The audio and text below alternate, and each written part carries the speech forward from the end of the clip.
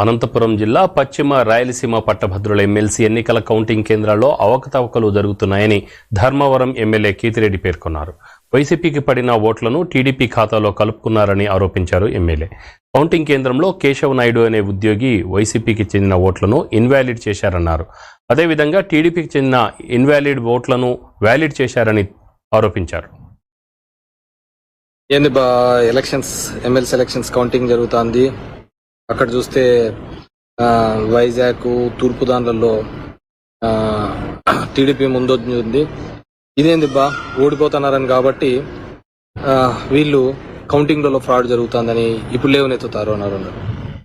So ఈ విషయాన్ని నేను ఈవినింగ్ 5 o'clock లేవనెత్తడం జరిగింది.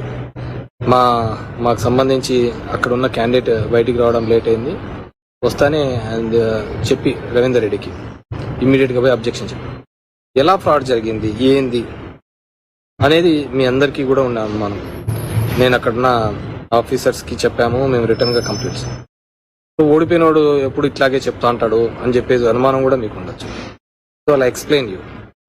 ఫస్ట్ రౌండ్లో మాకు 830 ఓట్లు వచ్చినాయి మెజార్టీ. సెకండ్ రౌండ్లో మాకు 830 ఓట్లు మెజార్టీ వచ్చినాయి. థర్డ్ రౌండ్లో వచ్చేకల్లా మాకు 6 ఓట్లు, 4 తర్వాత రౌండ్లో 4 ఓట్లు, తర్వాత రౌండ్లో 21 ఓట్లు, తర్వాత ఒక 40, అట్లా 5-6 ఓట్లు అంటే 1,00,000 ఓట్లు కౌంట్ చేసినప్పటికీ కూడా కేవలం 100 ఓట్స్ డిఫరెన్స్లలోనే మొత్తం కనపడుతుంది.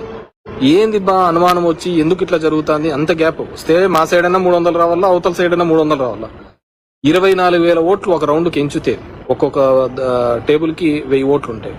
ఒక్కో దానిలో ఎంచుకుంటూ పోతే 24,000కు 4 ఓట్ల మెజార్టీ అటో ఇటో వస్తాయి. ఎందుకో నాకు డౌట్ వచ్చి నేను క్యాండిడేట్కి చెప్పడం జరిగింది. ఏంది ఇట్లా వస్తుంది, ఒకసారి చెక్ చేసుకో, మీరు ఇలా జరుగుతుంది చూడని చెప్పేసి.